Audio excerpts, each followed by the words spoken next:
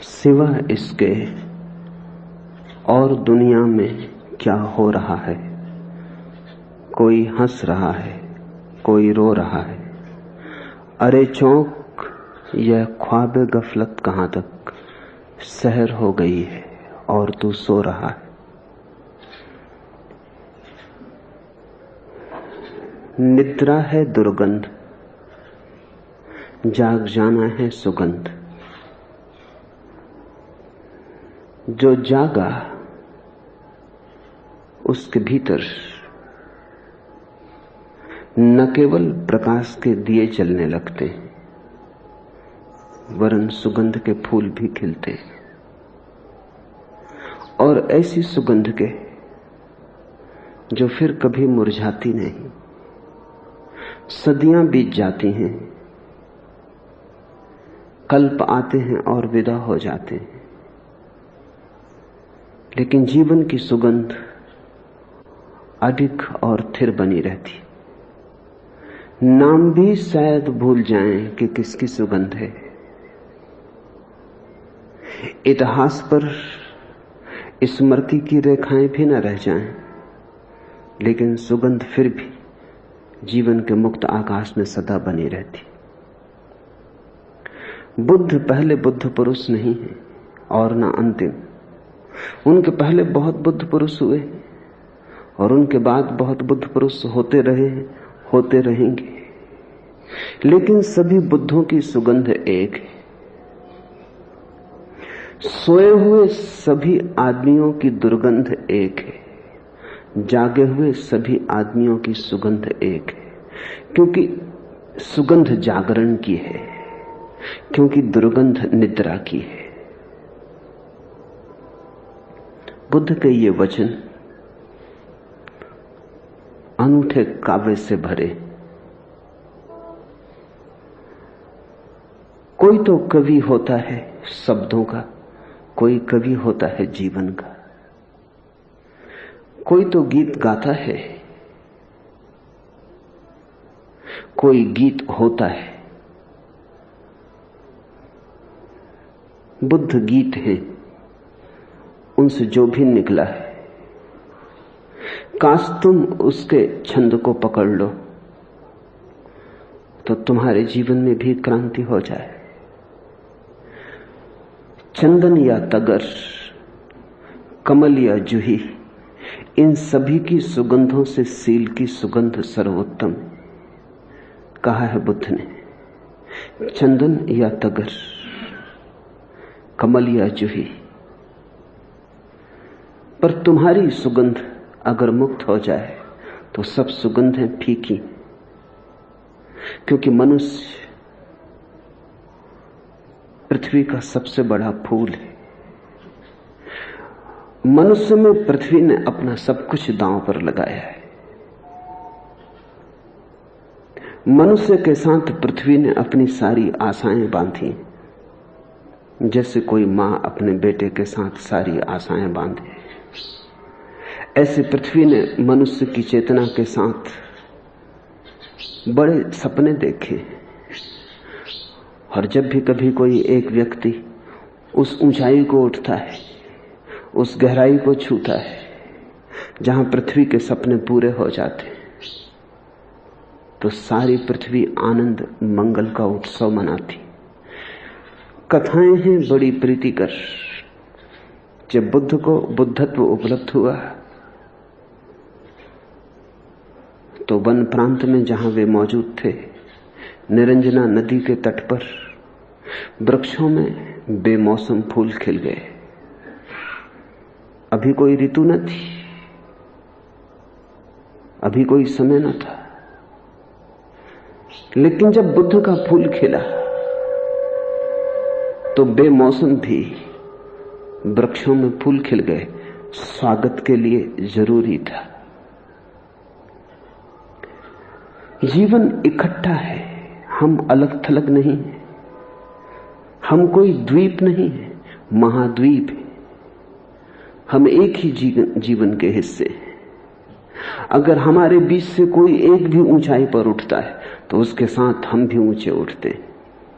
और हमारे बीच से कोई एक भी नीचे गिरता है तो उसके साथ हम भी नीचे गिरते हैं। हिटलर या मुसोलिनी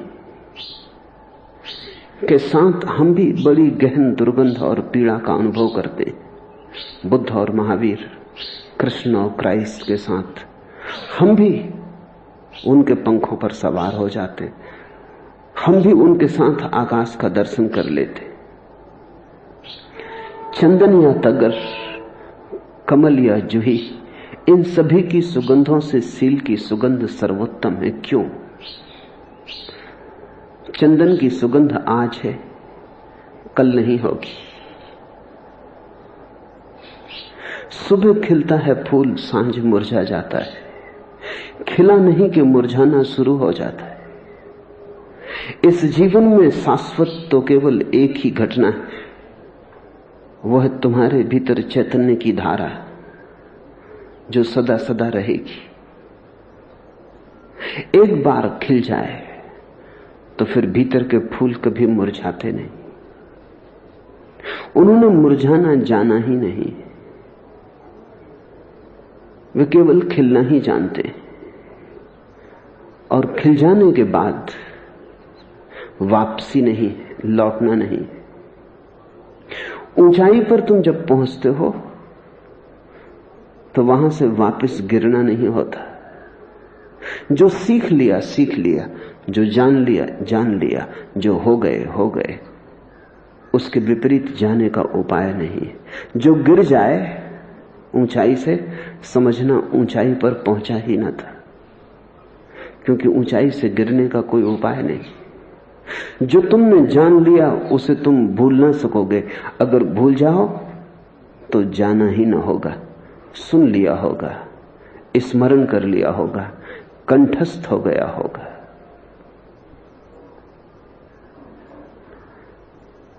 जीवन के साधारण फूल आज हैं, कल नहीं। चैतन्य का फूल सदा है। तो बहुत बाहर के फूलों में मत भर में रहना, भीतर के फूल पर शक्ति लगाना। कब तक हंसते और रोते रहोगे बाहर के फूलों के लिए? फूल खिलते हैं, हंस लेते हो, फूल मुरझा जाते हैं, राख हो जाते हैं, रो लेते हो। सिवाय इसके और दुनिया में क्या हो रहा है? कोई हंस रहा है, कोई रो रहा है। सारी दुनिया को तुम इन दो हिस्सों में बांट दे सकते हो। अरे चौंक, यह ख्वाबे गफलत कहां तक? अब ये सपना और कब तक खींचना है? काफी खींच लिया है। अरे चौंक,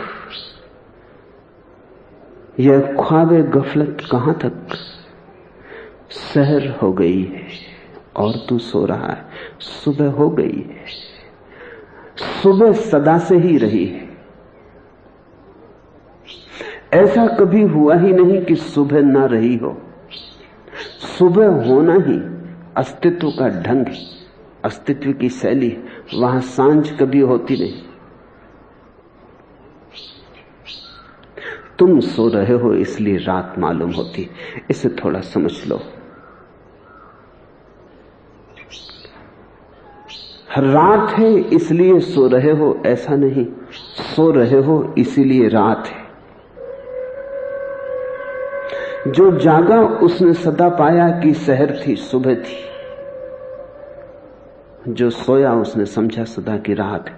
तुम्हारी आंख बंद है इसलिए अंधेरा है। अस्तित्व प्रकाशवान है, अस्तित्व प्रकाश है।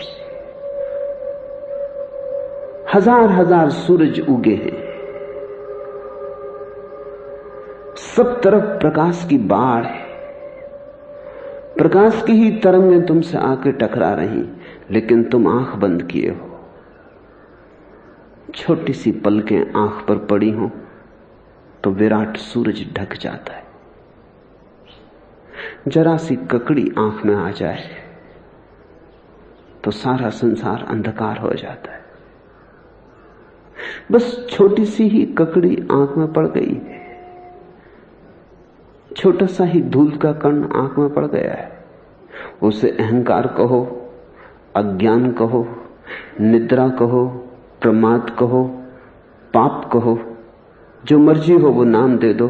बात कुल इतनी है और छोटी है कि तुम्हारी आंख किसी कारण से बंद है। आंख खुली, सुबह हुई, अरे चौक, सहर हो गई है और तू सो रहा है। और ये सहर सदा से ही रही है, क्योंकि बुद्ध 2500 साल पहले जागे और पाया कि सहर हो गई। कृष्ण 5000 साल पहले जागे और पाया कि सहर हो गई। जब भी कोई जागा उसने पाया कि सुबह हो गई। जो सोए हैं वे अभी भी सोए, वे हजारों वर्ष और भी सोए रहेंगे। तुम्हारे सोने में ही रात है। रात के कारण तुम नहीं सो रहे हो, सो रहे हो इसीलिए रात है। सुबह के कारण तुम न जागोगे, क्योंकि सुबह तो सदा से है। तुम जागोगे तो पाओगे कि सुबह है। लोग पूछते हैं परमात्मा कहां है? पूछना चाहिए हमारे पास आंखें कहां हैं। लोग पूछते हैं परमात्मा को कहां खोजे? उन्हें पूछना चाहिए ये खोजने वाला कौन है? कौन खोजे परमात्मा को? लोग पूछते हैं हमें परमात्मा पर भरोसा नहीं आता, क्योंकि जो दिखाई नहीं पड़ता उसे हम कैसे माने। उन्हें पूछना चाहिए कि हमने अभी आंख खोली है या नहीं, क्योंकि बंद आंख कोई कैसे दिखाई पड़ेगा। परमात्मा द्वार पर ही खड़ा है, क्योंकि जो भी है वही है। अरे चौक, सहर हो गई है। परमात्मा द्वार पर ही खड़ा है, कभी द्वार से क्षण भर को नहीं हटा है, क्योंकि उसके अतिरिक्त कुछ है ही नहीं। अस्तित्व सुबह है, प्रभात है, सूर्योदय है।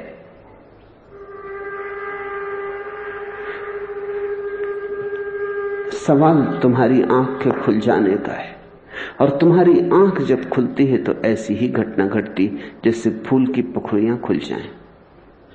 तुम्हारी पलकें पखुड़ियां हैं, जैसे फूल की पखुड़ियां खुल जाएं और सुगंध मुक्त हो जाए।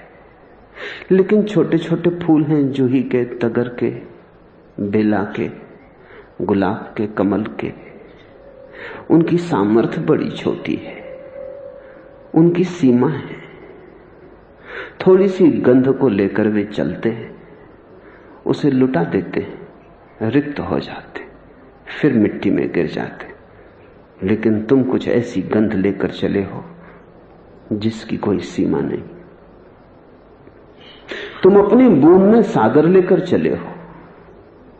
तुम अपने इस छोटे से फूल में असीम को लेकर चले हो। उस असीम को ही हम आत्मा कहे, उस असीम को ही हमने परमात्मा कहा है।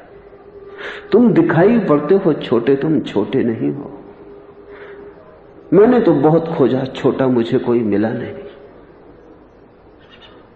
मैंने तो बहुत जांच पड़ताल की, सभी सीमाओं में असीम को छिपे पाया।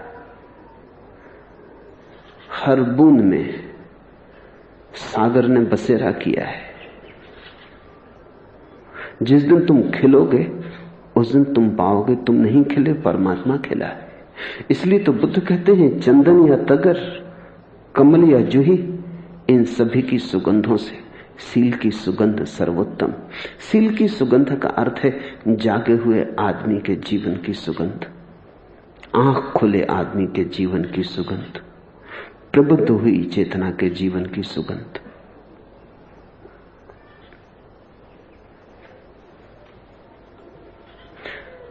जिन फूलों को तुमने बाहर देखा है उनका तो खिलना केवल मौत की खबर लाता है। खिला नहीं फूल कि मरा नहीं, इधर खिले उधर अर्थी बंधने लगी। फूल बनने की खुशी में मुस्कुराती थी कली, क्या खबर थी तगे युगर मौत का पैगाम है। बाहर तो जो फूल हैं उनका खिलना मरने की ही खबर है, मौत का पैगाम है। वहां तो खिले कि मरे। फूल बनने की खुशी में मुस्कुराती थी कली। क्या पता उस बेचारी कली को, क्या पता उस नासमझ कली को कि यह खिलना विदा होने का क्षण है। लेकिन तुम्हारे भीतर का जो फूल है वो जब खिलता है तो मृत्यु नहीं, अमृत को उपलब्ध होता है। साधारण फूल खिल के मरते हैं, जितनी देर न खिले उतनी देर ही बचे। वहां तो पूरा होना मरने के बराबर है। लेकिन तुम्हारे भीतर एक ऐसा फूल है जो खिलता है तो अमृत को उपलब्ध हो जाता है। लेकिन ध्यान रखना, जब मैं कहता हूं तुम्हारे भीतर एक ऐसा फूल है तो तुम ये मत समझ लेना कि मैं कह रहा हूं तुम्हारे भीतर तुम नहीं। तुम तो उसी तरह मरोगे जैसे बाहर की कली मरती है, क्योंकि तुम भी तुमसे बाहर हो। तुम भी तुमसे बाहर हो। फूल बनने की खुशी में मुस्कुराती थी कली। वैसी घटना तुम्हारे भीतर भी घटेगी, क्योंकि तुम्हारा अहंकार तो मरेगा। तुमने अब तक जो जाना है कि तुम हो वो तो मरेगा। इधर बुद्धत्व का फूल खिला, उधर गौतम सिद्धार्थ विदा हुआ। इधर महावीर का फूल खिला, वहां वर्धमान की अर्थी बंधी। एक बहुत मजेदार घटना घटी। एक जैन मुनि चित्रभानु, संयोग से एक बार मुझे उनके साथ बोलने का मौका मिला। वे बड़े प्रसिद्ध जैन मुनि थे।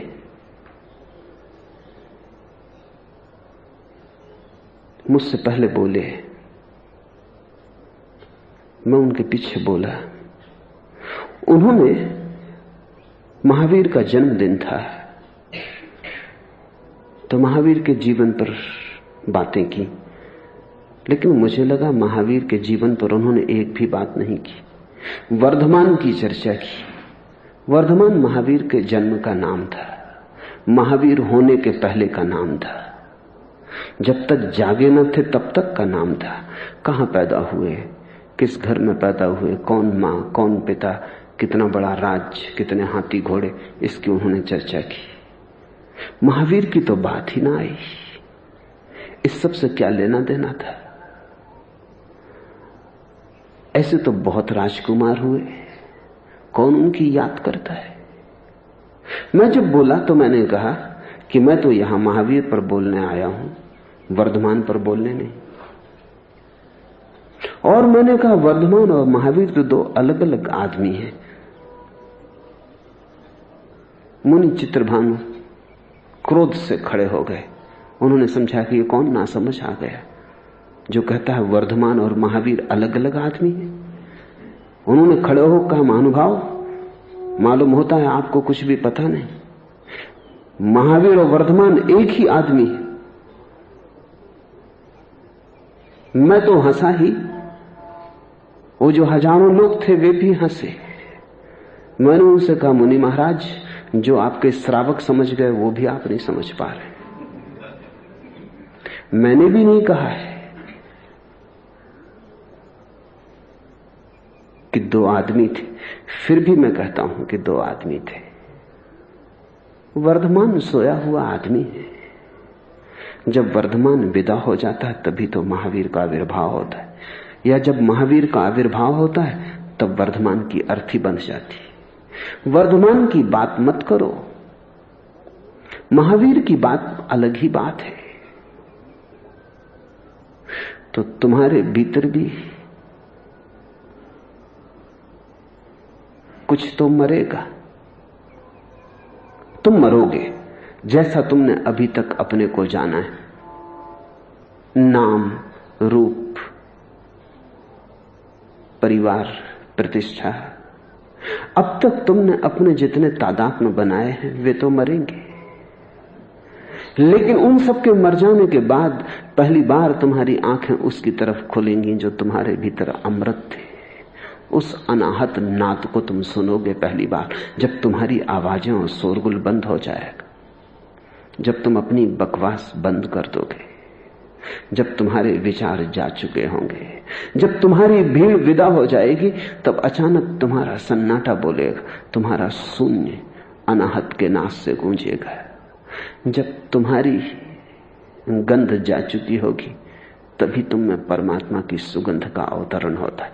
वो छिपी है, पर तुम मौका दो तब फूटे ना, तुम जगह दो तब फैले ना। कली की छाती पर तुम सवार होकर बैठे हो, पखड़ियों को खुलने नहीं देते। चंदन या तगर, कमल या जूही, इन सभी की सुगंधों से सील की सुगंध सर्वोत्तम है। क्यों? क्योंकि चंदन या जूही, तगर या कमल रूप, रंग, आकार के जगत के खेल, रूप के ही सपने, रंग के ही सपने। निराकार का फूल तुम्हारे भीतर खिल सकता है, क्योंकि निराकार का फूल तभी खिलता है जब कोई चैतन्य को उपलब्ध हो। निराकार यानी चैतन्य, आकार यानी तंद्रा, मूर्छा। जिस दिन संसार जागेगा उस दिन ब्रह्म को पाएगा। अगर मिट्टी का कण भी या पत्थर का टुकड़ा भी जागेगा तो अपने को जमा हुआ चैतन्य पाएगा। जो जागा उसने परमात्मा को पाया, जो सोया उसने पदार्थ को समझा। पदार्थ सोए हुए आदमी की व्याख्या है परमात्मा की, परमात्मा जागे हुए आदमी का अनुभव है पदार्थ का। पदार्थ और परमात्मा दो नहीं।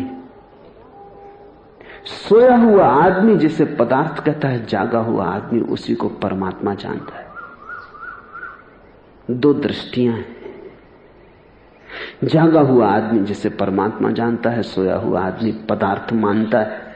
दो दृष्टियां हैं।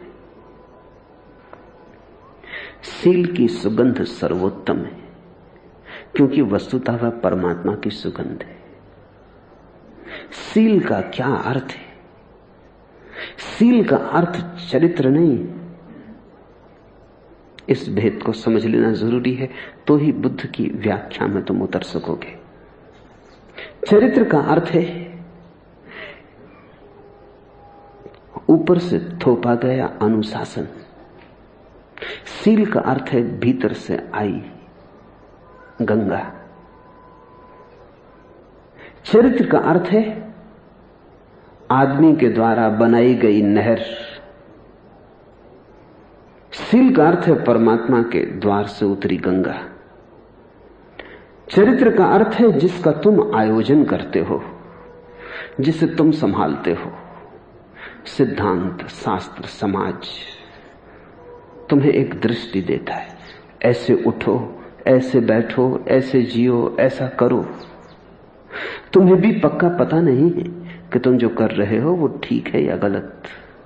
अगर तुम गैर मांसाहारी घर में पैदा हुए तो तुम मांस नहीं खाते। अगर तुम मांसाहारी घर में पैदा हुए तो मांस खाते हो, क्योंकि जो घर की धारणा है वही तुम्हारा चरित्र बन जाती। अगर तुम रूस में पैदा हुए तो तुम मंदिर न जाओगे, मस्जिद न जाओगे। तुम कहोगे परमात्मा कहां है? परमात्मा। राहुल सांकृत्यायन 1936 में रूस गए और उन्होंने एक छोटे स्कूल में, प्राइमरी स्कूल में, एक छोटे से बच्चे से जाके पूछा, ईश्वर है? उस बच्चे ने कहा, हुआ करता था, अब है नहीं। Used to be but no more. ऐसा पहले हुआ करता था जब लोग अज्ञानी थे, क्रांति के पहले। 1917 के पहले हुआ करता था, अब नहीं है। ईश्वर मर चुका। आदमी जब अज्ञानी था तब हुआ करता था। जो हम सुनते हैं वो मान लेते हैं। संस्कार हमारा चरित्र बन जाता है। पश्चिम में शराब पीना कोई दुष्चरित्रता नहीं है। छोटे छोटे बच्चे भी पी लेते हैं, सहज है। पूरब में बड़ा दुष्चरित्र बात है, धारणा की बात है। कल ही मैं परसों देख रहा था, जयप्रकाश नारायण के स्वास्थ्य की बुलेटिन रोज निकलती है, वो मैं देख रहा था कि उन्होंने 2 अंडे खाए। अब कोई सोच भी नहीं सकता किस भांति के सर्वोदयी, अहिंसा, सर्वोदय, गांधी के मानने वाले अंडे। लेकिन बिहार में चलता है, बिहारी है, कोई अड़चन की बात नहीं। कोई जैन सोच भी नहीं सकता कि अहिंसक और अंडे खा सकता है। लेकिन जयप्रकाश को ख्याल ही नहीं आया होगा। गांधी और विनोबा के साथ जिंदगी बिताई, लेकिन अंडे नहीं खाना ये ख्याल नहीं आया। एक क्वेकर कई वर्ष पहले मेरे पास मेहमान हुआ, तो मैंने उससे सुबह ही पूछा कि चाय लेंगे, दूध लेंगे, कॉफी लेंगे, क्या लेंगे? वो एकदम चौंक गया, जैसे मैंने कोई बड़ी खतरनाक बात कही। उसने कहा, क्या आप चाय, दूध, कॉफी पीते? जिससे मैंने कोई खून पीने का निमंत्रण दिया। मैंने पूछा, तुम कोई गलती बात हुई? उसने कहा, मैं शाकाहारी हूं, दूध मैं नहीं पी सकता। क्योंकि क्वेकर मानते हैं दूध खून है। उनकी मानने में भी बात तो है। क्वेकर अंडा खाते लेकिन दूध नहीं पीते, क्योंकि दूध तो रक्त से ही बनता है। शरीर में सफेद और लाल कण होते हैं खून में। मादा के शरीर से, चाहे गाय हो चाहे स्त्री हो, सफेद कण अलग हो जाते हैं और दूध बन जाता है। वो आधा खून। तो उसने इस तरह नाक भौं से कोड़ी, कहा कि दूध, आप भी क्या बात कर रहे हैं? अंडा वो खा लेते हैं, क्योंकि अंडा वो कहते हैं कि जब तक अभी जीवन प्रकट नहीं हुआ तब तक कोई पाप नहीं है। ऐसे तो जीवन सभी जगह छिपा है, इसलिए प्रकट और अप्रगट का ही भेद करना उचित है उनके हिसाब से। ऐसे तो जीवन सभी जगह छिपा है। तुमने एक फल खाया, अगर तुम न खाते और फल रखा रहता, सड़ जाता, तो उसमें कीड़े पड़ते, तो उसमें भी जीवन प्रकट हो जाता। तो जब तक नहीं प्रकट हुआ है तब तक नहीं। मान्यताओं की बातें। चरित्र मान्यता से बनता है, संस्कार से बनता है। सील बड़ी अनूठी बात है। सील तुम्हारी मान्यताओं और संस्कार से नहीं बनता है। सील तुम्हारे ध्यान से जन्मता है। इस फर्क को बहुत ठीक से समझ लो। मान्यता, संस्कार, समाज, संस्कृति, नीति की धारणाएं विचार है। जो विचार तुम्हें दिए गए हैं वो तुम्हारे भीतर पकड़ गए हैं। मैं जैन घर में पैदा हुआ, तो बचपन में मुझे कभी रात्रि को भोजन करने का सवाल नहीं उठा। कोई करता ही न था घर में, इसलिए बात ही नहीं थी। मैं पहली दफा पिकनिक पर कुछ हिंदू मित्रों के साथ पहाड़ पर गया। उन्होंने दिन में खाना बनाने की कोई फिक्र ही न की। मुझे अकेले के लिए कोई चिंता का कारण भी न था। मैं अपने लिए जोर दूं ये भी ठीक न मालूम पड़ा। रात उन्होंने भोजन बनाया। दिन भर पहाड़ का चढ़ाव, दिन भर की थकान, भयंकर मुझे भूख लगी,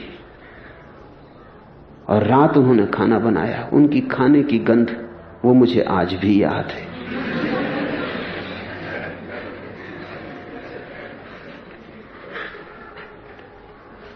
ऊपर ऊपर मैंने हाँ ना किया कि नहीं, रात कैसे खाना खाऊंगा, लेकिन भीतर तो चाहा कि वो समझा बुझा के किसी तरह खिला ही दें। उन्होंने समझा बुझा के खिला भी दिया, लेकिन मुझे तत्क्षण वमन हो गया, उल्टी हो गई। उस दिन तो मैंने यही समझा कि रात का खाना इतना पापपूर्ण है, इसलिए उल्टी हो गई। लेकिन उनको तो किसी को भी ना हुई। संस्कार की बात थी। कोई रात के खाने से संबंध न था, कभी खाया न था। और रात खाना पाप है, वो धारणा। तो किसी तरह खा तो लिया, लेकिन वो सब शरीर ने फेंक दिया, मन ने बाहर फेंक दिया।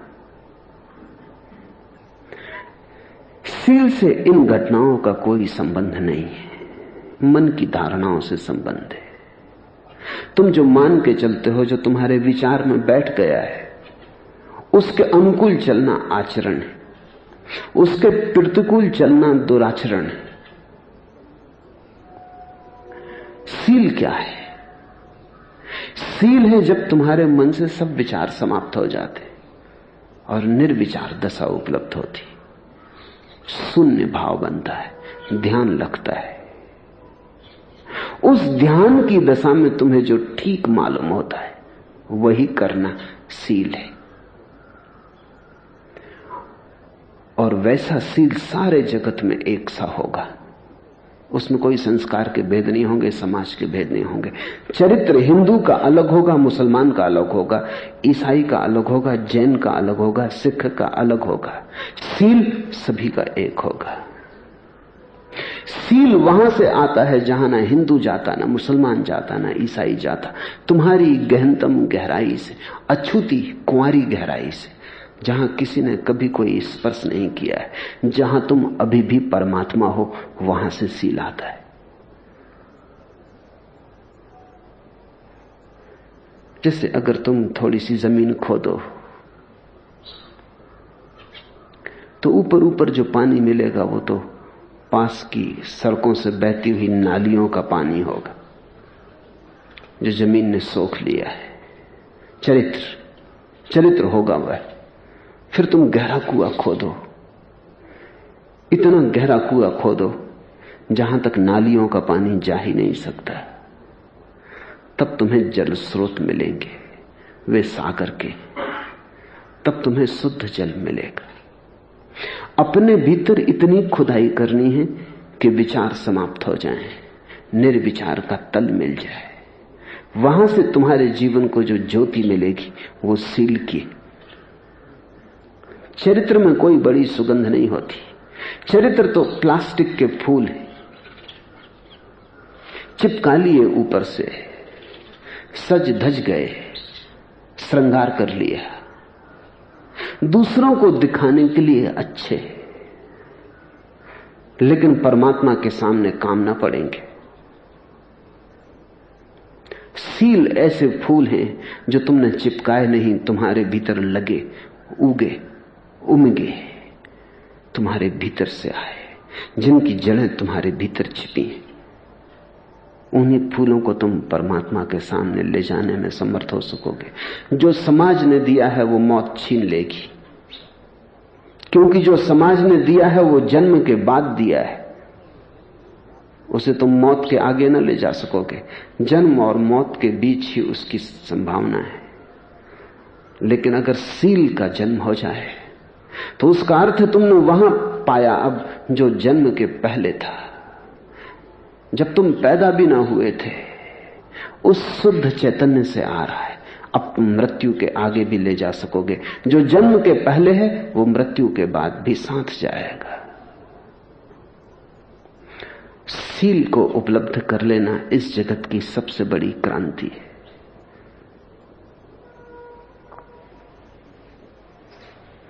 न जाने कौन है गुमराह, कौन आगाह है मंजिल है। हजारों कारवां हैं जिंदगी की साहराहों में। कौन है गुमराह, कौन भटका हुआ है, कौन आगाह है मंजिल है, और कौन है जिसे मंजिल का पता है। हजारों यात्री दल हैं जिंदगी के राजपथ पर, तुम कैसे पहचानोगे? चरित्र के धोखे में मत आ जाना। दुष्चरित्र को तो छोड़ ही देना, चरित्रवान को भी छोड़ देना, सीलवान को खोजना। ऐसा समझो, एक सूफी फकीर हज की यात्रा को गया। 1 महीने का मार्ग था। उस फकीर और उसके शिष्यों ने तय किया कि 1 महीने उपवास रखेंगे। 5-7 दिन ही बीते थे कि गांव में पहुंचे, कि गांव के बाहर ही आए थे कि गांव के लोगों ने खबर की कि तुम्हारा एक भक्त गांव में रहता है। उसने अपना मकान, जमीन सब बेच दिया। गरीब आदमी है, तुम आ रहे हो, तुम्हारे स्वागत के लिए उसने पूरे गांव को आमंत्रित किया है भोजन के लिए। सब बेच दिया है ताकि तुम्हारा ठीक से स्वागत कर सके। उसने बड़े मिष्ठान्न बनाए।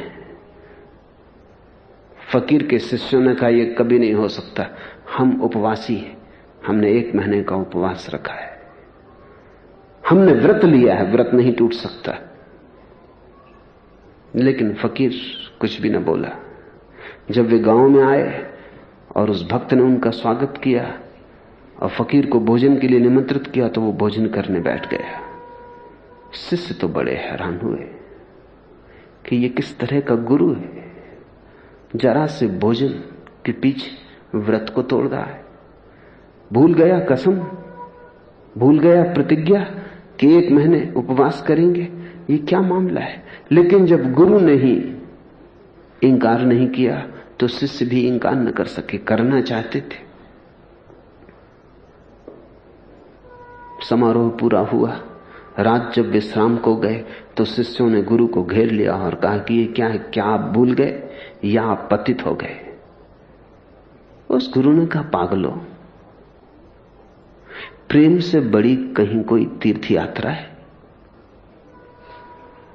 इसने इतने प्रेम से अपना सब जमीन जायदाद बेच के, सब लुटा के, गरीब आदमी है, भोजन का आयोजन किया। उसे इंकार करना परमात्मा को ही इंकार करना हो जाता, क्योंकि प्रेम को इंकार करना परमात्मा को इंकार करना है। रही उपवास की बात, तो क्या फिक्र है, 7 दिन आगे कर लेंगे। 1 महीने का उपवास करना है ना, 1 महीने का उपवास कर लेंगे। और अगर कोई दंड तुम सोचते हो तो दंड भी जोड़ लो, 1 महीने 10 दिन का कर लेंगे। जल्दी क्या है? और मैं तुमसे कहता हूं कि तुम्हारी ये अकड़ कि हमने व्रत लिया है और हम भोजन न कर सकेंगे, अहंकार की अकड़ है। ये प्रेम की और धर्म की विनम्रता नहीं। यहां फर्क तुम्हें समझ में आ सकता है। शिष्यों का तो केवल चरित्र है, गुरु का सील है। सील अपना मालिक है, वो होश से पैदा होता है। चरित्र अपना मालिक नहीं है, वो अंधानुकरण से पैदा होता है। जब कभी तुम्हें जीवन में कोई सीलवान आदमी मिल जाए तो समझ लेना यही चरण पकड़ लेने जैसे है। चरित्रवान के धोखे में मत आ जाना, क्योंकि चरित्रवान तो सिर्फ ऊपर ऊपर है, भीतर बिल्कुल विपरीत चल रहा है। फर्क कैसे करोगे? चरित्रवान को तुम हमेशा अकड़ा हुआ पाओगे, क्योंकि इतना कर रहा हूं, तो अहंकार मजबूत होता है। चरित्रवान को तुम हमेशा तना हुआ पाओगे, तनाव से भरा पाओगे, क्योंकि कर रहा है, फल की अपेक्षा कर रहा है। सीलवान को तुम हमेशा विश्राम में पाओगे। सीलवान इसलिए नहीं कर रहा है कि आगे कुछ मिलने को है, सीलवान इसलिए कर रहा है कि करने में आनंद है। सीलवान को तुम प्रफुल्लित पाओगे। सीलवान अपनी तपश्चर्या की चर्चा न करेगा, अपने उत्सव के गीत गाएगा। सीलवान तुम्हें आनंदित मालूम पड़ेगा, चरित्रवान तुम्हें बड़ा तना हुआ, कष्ट झेलता हुआ मालूम पड़ेगा। बारीक है फासले, लेकिन अगर तुमने नजर खोल कर रखी तो तुम्हें कठिनाई ना होगी। चरित्रवान के पास तुम्हें दंभ की दुर्गंध मिलेगी, सीलवान के पास तुम्हें सरलता की सुगंध मिलेगी। सीलवान को तुम ऐसा पाओगे जैसा छोटा बालक, चरित्रवान को तुम बड़ा हिसाबी किताबी पाओगे। वो एक एक बात का हिसाब रखेगा। गणित में पक्का पाओगे, प्रेम में नहीं। और जहां गणित बहुत पक्का हो जाता है वहां परमात्मा से दूरी बहुत हो जाती। तुम चरित्रवान को तर्कयुक्त पाओगे, वो जो भी करेगा तर्क से ठीक है इसलिए करेगा। शीलवान को तुम तर्कयुक्त ना पाओगे, सहज स्फूर्त पाओगे। वो जो भी करेगा वो उसकी सहज स्फुरना है, ऐसा हुआ। शीलवान को तुम परमात्मा के हाथ में अपने को सौंपा हुआ पाओगे, चरित्रवान को तुम अपने ही हाथ में नियंत्रित पाओगे। चरित्रवान में नियंत्रण होगा, अनुशासन होगा, शीलवान में स्वातंत्र होगा, मुक्ति होगी। और सुगंध और दुर्गंध का फर्क होगा। दुष्चरित्र तो होना ही नहीं, चरित्रवान भी मत होना। अगर होना ही है तो शीलवान होना। चरित्र है ऊपर से थोपा गया आरोपण, शील है भीतर से आई हुई जीवन धारा, भीतर से आया हुआ बोध। चंदन या तगर, कमल या जूही, इन सभी की सुगंधों से शील की सुगंध सर्वोत्तम है। शील छोटे बच्चे जैसा है। छोटे बच्चों को फिर से गौर से देखना, बहुत कम लोग उन्हें गौर से देखते हैं। छोटे बच्चों को ठीक से पहचानना, क्योंकि वही संतों की भी पहचान बनेगी। तुमने कभी कोई छोटा बच्चा देखा जो कुरूप हो? सभी छोटे बच्चे सुंदर होते हैं। सभी छोटे बच्चों में जीवन का आह्लाद होता है, एक सरलता होती, गणित शून्य, हिसाब से मुक्त एक प्रवाह होता है। निकल के कूचे से तेरे बहुत खराब हुए, कहीं न चैन मिला फिर तेरी गली की तरह। अगर तुम अपने बचपन को याद करोगे तो तुम्हें ये वचन समझ में आ जाएंगे। ये वचन तो कहे गए हैं आदम के लिए कि आदम को जब स्वर्ग के बगीचे से निकाल दिया गया। निकाला क्यों गया?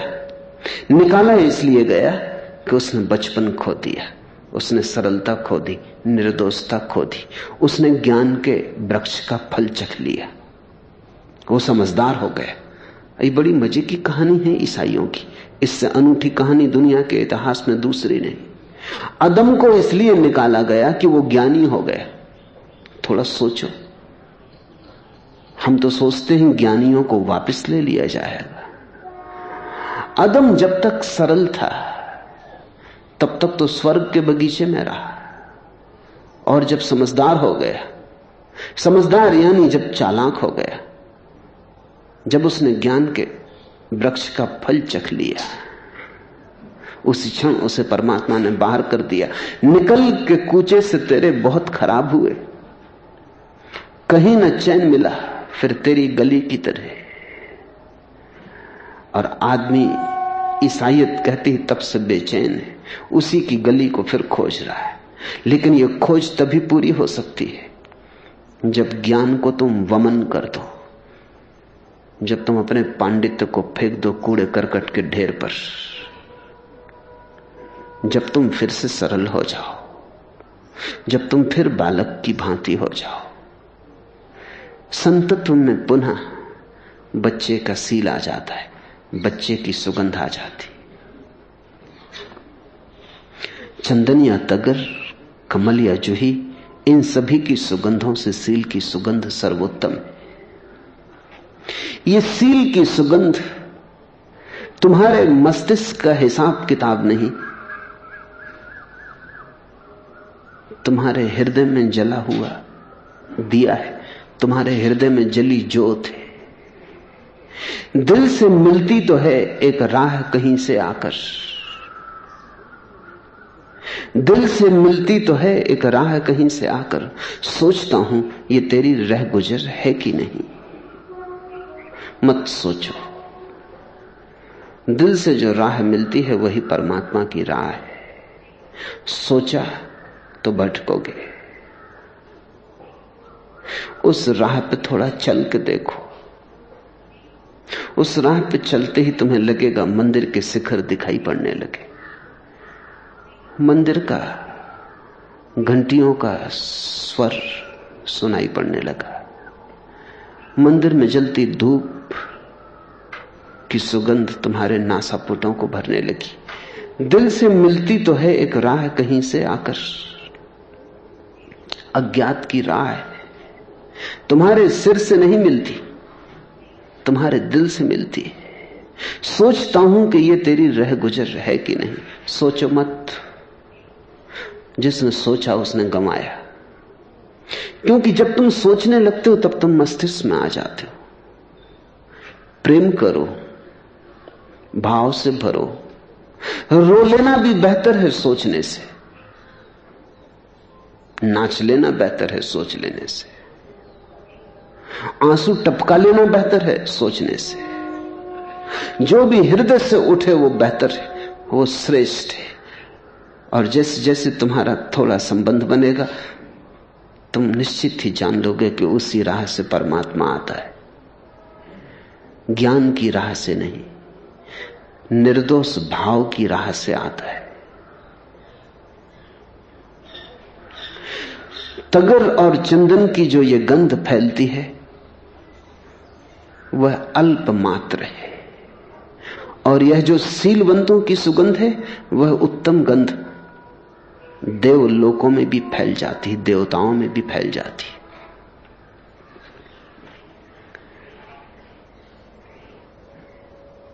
इसे थोड़ा समझिए।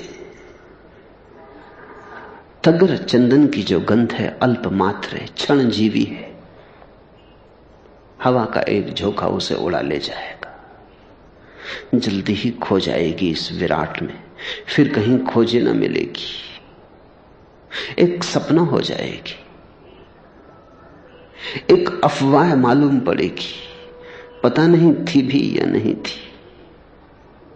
लेकिन सीलवंतों की जो सुगंध है वह उत्तम गंध देवताओं में भी फैल जाती है।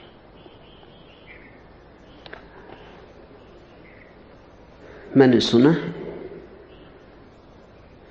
एक स्त्री मछलियां बेच के अपने घर वापस लौटती थी,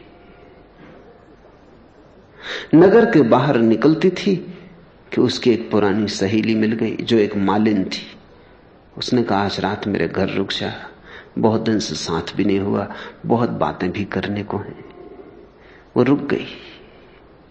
मालिन ने यह सोचकर कि पुरानी सखी है, उसे ऐसी जगह उसका बिस्तर लगाया जहां बाहर से बेला की सुगंध भरपूर आती थी।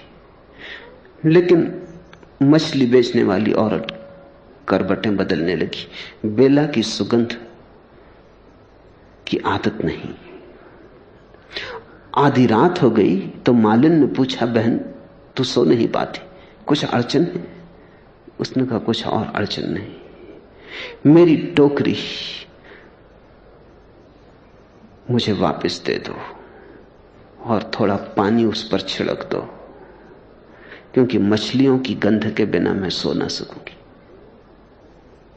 बेला की सुगंध मुझे बड़ी तकलीफ दे रही है, बड़ी तेज है। मालिन को तो भरोसा ना आया, मछलियों की गंध, गंध कहना ही ठीक नहीं, उसे दुर्गंध है। लेकिन उसने पानी छिड़का उसकी टोकरी पर, कपड़े के टुकड़े पर जिन पर मछलियां बांध के वो बेच आई थी। उसने उसे अपनी सिर के पास रख लिया। जल्दी ही उसे घुर्राटे आने लगे, वो गहरी नींद में खो गई। तल हैं बहुत। बुद्ध कहते हैं देवताओं को भी, पृथ्वी पर रहने वालों को ही नहीं, स्वर्ग में रहने वालों को भी सील की गंध आती। शायद पृथ्वी पर रहने वालों को तो वैसी ही हालत हो जाए जैसी मछली बेचने वाली औरत को हो गई थी। बुद्ध को लोगों ने पत्थर मारे, उन्हें दुर्गंध आई होगी, सुगंध ना आई होगी। महावीर को लोगों ने सताया, उन्हें सुगंध ना आई होगी, अन्यथा पूजते। जीसस को सूली पर लटका दिया, अब और क्या चाहते हो? जाहिर है बात कि हम कोई एक ऐसी बस्ती के रहने वाले हैं जहां मछलियों की दुर्गंध हमें सुगंध मालूम होने लगी है, जहां हम जीसस को सूली पे लटका देते हैं, जहां हम सुकरात को जहर पिला देते हैं, जहां बुद्धों को हम पत्थर मारते हैं, महावीरों का अपमान करते हैं, हमें उनकी सुगंध नहीं मालूम पड़ती। हम भयभीत हो जाते हैं। उनका होना हमें डगमगा देता है। उनके होने में बगावत मालूम पड़ती है। उनकी श्वास श्वास में विद्रोह के स्वर मालूम होते हैं। लेकिन देवताओं को उनकी गंध आती। महावीर के जीवन में बड़ा प्यारा उल्लेख है। कथा ही होगी, लेकिन कथा भी बड़ी बहुमूल्य है और सार्थक है। और कभी कभी कथाओं के सत्य जीवन के सत्यों से भी बड़े सत्य होते हैं। कहते हैं महावीर ने जब पहली दफा अपनी उद्घोषणा की अपने सत्य की, तो देवताओं के सिवाय कोई भी सुनने ना आया। आते भी कैसे कोई और। उद्घोषणा इतनी ऊंची थी, उसकी गंध ऐसी थी कि केवल देवता ही पकड़ पाए होंगे। अगर कहीं कोई देवता है तो निश्चित ही वही सुनने आए होंगे। फिर देवताओं ने महावीर को समझाया बुझाया कि आप कुछ इस ढंग से कहें कि मनुष्य भी समझ सके। आप कुछ मनुष्य की भाषा में कहें। मतलब यह कि मनुष्य की टोकरी पर थोड़ा पानी छिड़के, मनुष्य की टोकरी उसके पास रख दें, तो ही शायद वो पहचान पाए। कोई भी नहीं जानता कि महावीर की पहली उद्घोषणा में, पहले संबोधन में महावीर ने क्या कहा था। वही शुद्धतम धर्म रहा होगा, लेकिन उसके आधार पर तो जैन धर्म नहीं बना। जैन धर्म तो बना तब जब महावीर कुछ ऐसा बोले जो आदमी की समझ में आ जाए। वो महावीर का अंतरतम नहीं हो सकता। बुद्ध तो चुप ही रह गए जब उन्हें ज्ञान हुआ। उन्होंने कहा बोलना फिजूल है, कौन समझेगा। ये गंध बांटनी व्यर्थ है। यहां कोई गंध के पारखी ही नहीं। हम बांटेंगे सोना, लोग समझेंगे पीतल। हम देंगे हीरे, लोग समझेंगे कंकड़ पत्थर फेंक आएंगे। बुद्ध तो 7 दिन चुप रह गए। फिर कथा कहती है कि स्वर्ग के देवता उतरे, खुद ब्रह्मा उतरे, बुद्ध के चरणों में सिर रखा और कहा कि ऐसी अनूठी घटना कभी कभार घटती है सदियों में। आप कहें, कोई समझे या ना समझे, आप कहें, शायद कोई समझ ही ले, शायद कोई थोड़ा ही समझे। एक किरण भी किसी की समझ में आ जाए तो भी बहुत है, क्योंकि किरण के सहारे कोई सूरज तक जा सकता है। बुद्ध कहते हैं तगर और चंदन की जो ये गंध है अल्प मात्र है, और यह जो सीलवंतों की सुगंध है वह उत्तम देवलोकों तक फैल जाती है।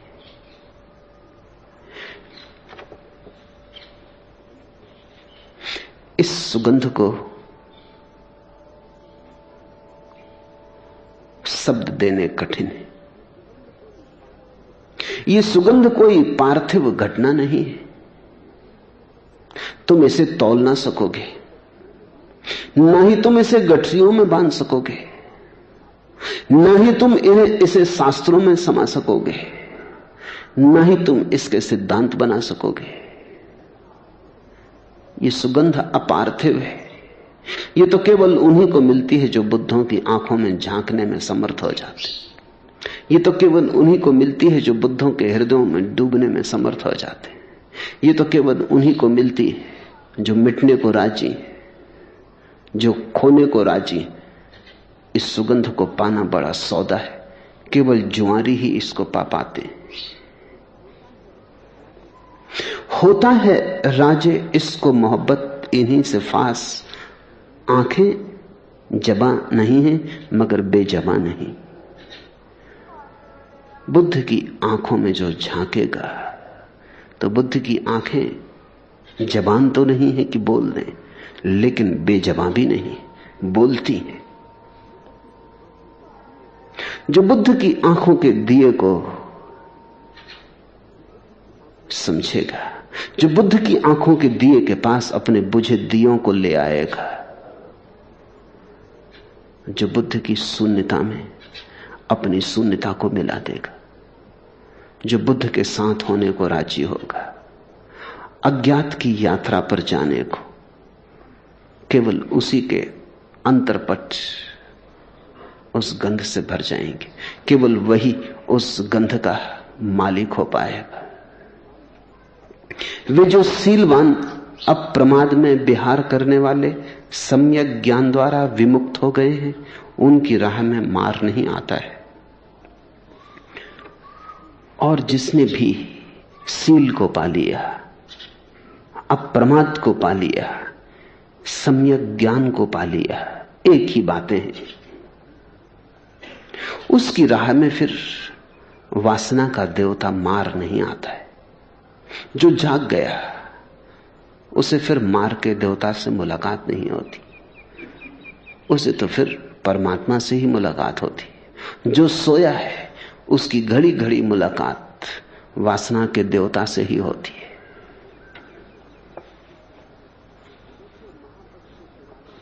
जैसे महापथ के किनारे फेंके गए कूड़े के ढेर पर कोई सुगंध युक्त सुंदर कमल खिले, वैसे ही कूड़े के समान अंधे सामान्य जनों के बीच सम्यक संबुद्ध का श्रावक अपनी प्रज्ञा से शोभित होता है। बहुत बातें हैं इस सूत्र में। पहली तो बात यह कि कमल कीचड़ से खिलता है, कूड़े करकट के ढेर से निकलता है। कमल कीचड़ में छिपा है।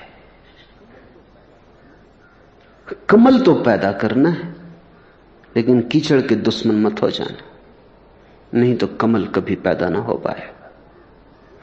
समझो, जिसे तुमने क्रोध कहा है वही है कीचड़, और जिसे तुमने करुणा जाना है वही है कमल, और जिसे तुमने काम वासना कहा है वही कीचड़, और जिसको तुमने ब्रह्मचर्य जाना है वही है कमल।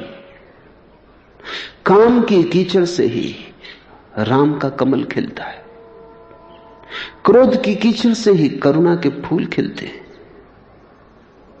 जीवन एक कला है, और जीवन उन्हीं का है जो उस कला को सीख लें। भगोड़ों के लिए नहीं है जीवन, और ना समझों के लिए। तुम कहीं भूल में मत पड़ जाना। तुम्हारे तथाकथित साधु सन्यासी तुम्हें जो समझाते हैं जल्दी मत मान लेना, क्योंकि वे कहते हैं कि हटाओ क्रोध को, वे कहते हैं हटाओ काम को। मैं तुमसे कहता हूं बदलो, हटाओ मत, रूपांतरित करो, ट्रांसफॉर्म करो।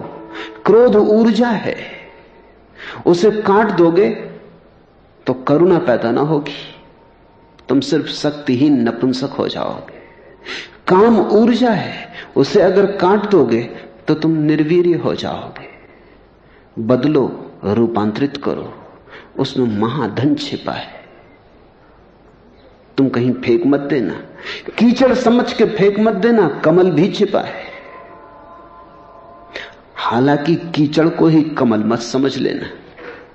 दुनिया में दो तरह के लोग हैं, बड़ी खतरनाक दुनिया है। एक तो वे लोग हैं जो कहते हैं कीचड़ को हटाओ, क्योंकि कहां कीचड़ को ढो रहे हो। काटो काम वासना को, तोड़ो क्रोध को, जला दो इंद्रियों को। एक तो ये लोग हैं, इन्होंने काफी हानि की संसार की। इन मनुष्य को गरिमा से शून्य कर दिया, इन्होंने मनुष्य का सारा गौरव नष्ट कर दिया, दीनहीन कर दिया मनुष्य को, क्योंकि उसी कीचड़ में छिपे थे कमल। फिर दूसरे तरह के लोग भी हैं, अगर उनसे कहो कीचड़ में कमल छिपा है, फेंको मत कीचड़ को, बदलो, तो वे कहते हैं बिल्कुल ठीक। फिर वे कीचड़ को ही सिंहासन पर विराजमान कर लेते, फिर वे उसी की पूजा करते। वे कहते हैं तुम्ही ने तो कहा था। कि कीचड़ में कमल छिपा है। अब हम कीचड़ की पूजा कर रहे हैं। ये दोनों ही खतरनाक लोग हैं। कीचड़ में कमल छिपा है, न तो कीचड़ को फेंकना है, न कीचड़ की पूजा करनी। कीचड़ से कमल को निकालना है, कीचड़ से कमल को बाहर लाना है, जो छिपा है उसे प्रकट करना है। इन दो अतियों से बचना है। ये दोनों अतियां एक जैसी हैं, कुआं नहीं तो खाई। कहीं बीच में खड़े होने के लिए जगह खोजनी, कोई संतुलन चाहिए। जैसे महापथ के किनारे फेंके गए कूड़े के ढेर पर कोई सुगंधित सुंदर कमल खिले, तो पहली तो बात यह कि कमल खिलता ही कीचड़ में। इसका बड़ा गहरा अर्थ हुआ।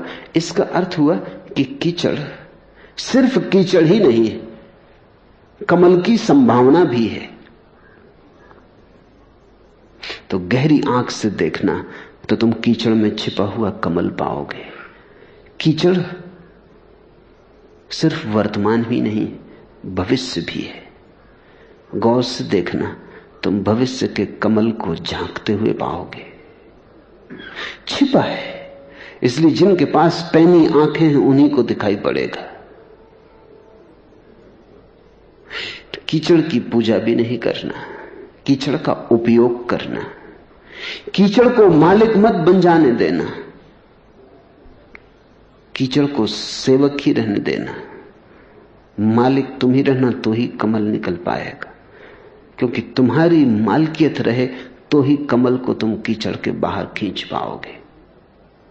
तुम अगर ऊर्ध्वगमन पर जाते हो, अगर तुम ऊपर की तरफ यात्रा कर रहे हो, तो ही कीचड़ का कमल भी ऊपर की तरफ तुम्हारे साथ जा सकेगा।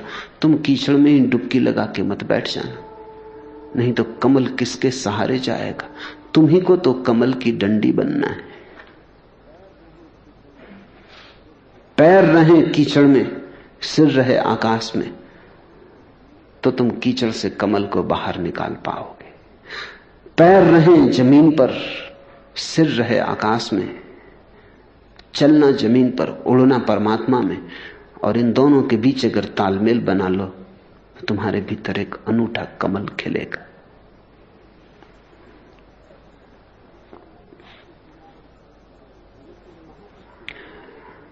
जैसे महापथ के किनारे फेंके गए कूड़े के ढेर पर कोई सुगंधित सुंदर कमल खिले, वैसे ही कूड़े के समान अंधे सामान्य जनों के बीच सम्यक संबुद्ध का श्रावक अपनी प्रज्ञा से शोभित होता है। बुद्ध का शिष्य, बुद्ध अपने शिष्य को श्रावक कहते हैं। श्रावक का अर्थ है जिसने बुद्ध को सुना, श्रवण किया। बुद्ध को तो बहुत लोगों ने सुना, सभी श्रावक नहीं। कान से ही जिन्होंने सुना वे श्रावक नहीं, जिन्होंने प्राण से सुना वे श्रावक हैं। जिन्होंने ऐसे सुना कि सुनने में ही क्रांति घटित हो गई, जिन्होंने ऐसे सुना कि बुद्ध का सत्य उनका सत्य हो गया, श्रद्धा के कारण नहीं, सुनने की तीव्रता और गहनता के कारण। श्रद्धा के कारण नहीं, मान लिया ऐसा नहीं, पर सुना इतने प्राणपण से, सुना इतनी परिपूर्णता से, सुना अपने को पूरा खोलकर कि बुद्ध के शब्द केवल शब्द ही न रहे, निशब्द भी उनमें चला आया। बुद्ध के शब्द ही भीतर न आए, उन शब्दों में लिपटी बुद्धत्व की गंध भी भीतर आ गई।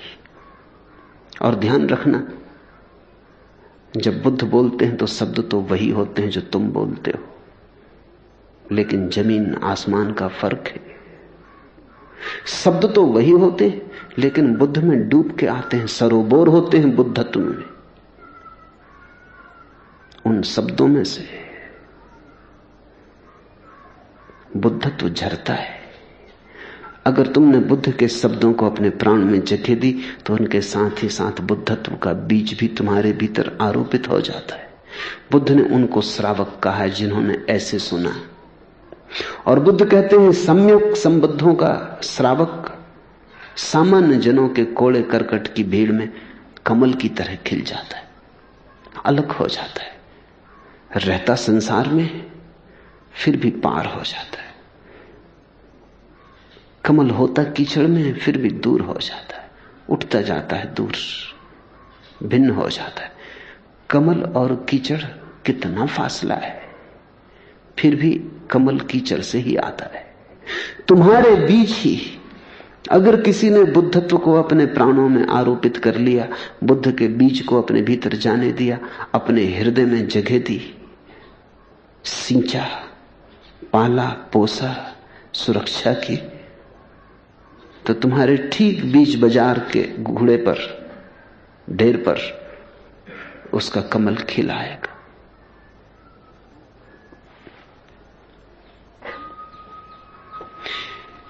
एक ही बात ख्याल रखनी जरूरी है, ऊपर की तरफ जाने को मत भूलना। नीचे की तरफ जो ले जाता है वो है काम वासना, कीचड़। ऊपर की तरफ जो ले जाता है वही है प्रेम, वही है प्रार्थना। काम को प्रेम में बदलो। काम का अर्थ है दूसरे से सुख मिल सकता है ऐसी धारणा। प्रेम का अर्थ है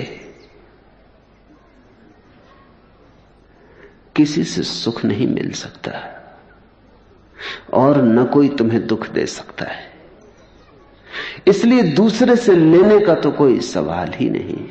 काम मांगता है दूसरे से, काम भिखारी है, काम है भिक्षा का पात्र। प्रेम है इस बात की समझ कि दूसरे से न कुछ कभी मिला है न मिलेगा। एक दूसरे के सामने भिक्षा के पात्र को मत फैलाओ। प्रेम है तुम्हारे भीतर जो है उसे बांटो और दो।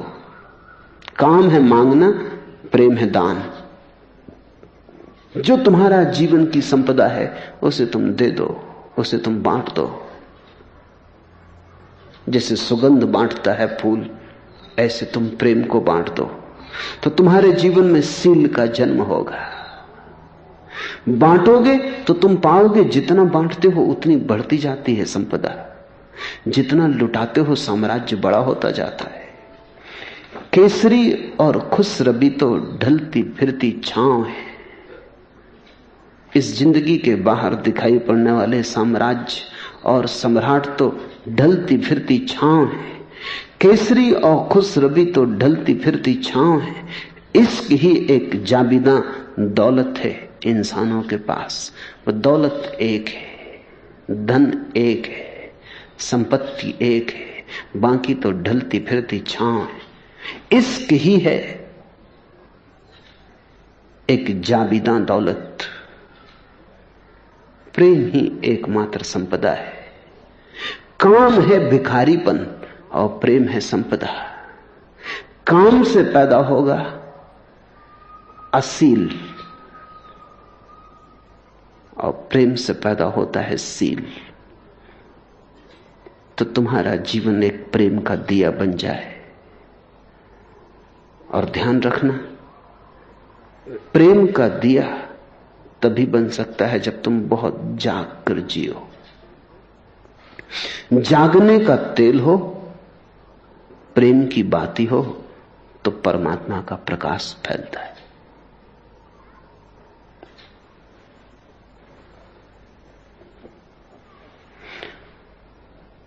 और तब जहां अंधेरा पाया था वहां रोशनी हो जाती, जहां कांटे पाए थे वहां फूल हो जाते, जहां संसार देखा था वहां निर्वाण हो जाता, जहां पदार्थ के सिवाय कभी कुछ ना मिला था वहीं परमात्मा का हृदय धड़कता हुआ मिलने लगता है। जीसस ने कहा है, उठाओ पत्थर और तुम मुझे छिपा हुआ पाओगे, तोड़ो चट्टान और तुम मुझे छिपा हुआ पाओगे। ऐसे भी हमने देखे हैं दुनिया में इनकलाब। पहले जहां कफस था वहीं आसिया बना, जहां पहले कारागृह था हमने ऐसे भी इनकलाब देखे, ऐसी क्रांतियां देखी कि जहां कारागृह था वहीं अपना निवास बना, घर बना। यह संसार ही जिसको तुमने अभी कारागृह समझा है, अभी कारागृह है, संसार कारागृह है ऐसा नहीं, तुम्हारे देखने के ढंग अभी नासमझी के, अंधेरे के। ऐसे भी हमने देखे हैं दुनिया में इनकलाब, पहले जहां कफस था वहीं आसियां बना। बुद्ध, महावीर, कृष्ण ऐसे ही इनकलाब है। जहां तुमने सिर्फ कारागृह पाया और जंजीरें पाई, वहीं उन्होंने अपना घर भी बना लिया। जहां तुमने सिर्फ कीचड़ पाई, वहीं उनके कमल खिले। और जहां तुम्हें अंधकार के सिवाय कभी कुछ न मिला, वहां उन्होंने हजार हजार सूरज जला लिए। मैं तुमसे फिर कहता हूं, सिवाय इसके और दुनिया में क्या हो रहा है? कोई हंस रहा है, कोई रो रहा है। अरे चौंक, यह ख्वाबे गफलत कहां तक सहर हो गई है और तू सो रहा है। सहर सदा से ही है, सुबह सदा से ही है। तुम्हारे सोने की वजह से रात मालूम हो रही, और जागना बिल्कुल तुम्हारे हाथ में। कोई दूसरा तुम्हें जगा ना सकेगा। तुमने ही सोने की जिद ठान रखी हो तो कोई तुम्हें जगा ना सकेगा। तुम जागना चाहो तो जरा सा इशारा काफी है। बुद्ध पुरुष इशारा कर सकते हैं। चलना तुम्हें, जागना तुम्हें। अगर अपनी दुर्गंध से अभी तक नहीं घबरा गए तो बात और।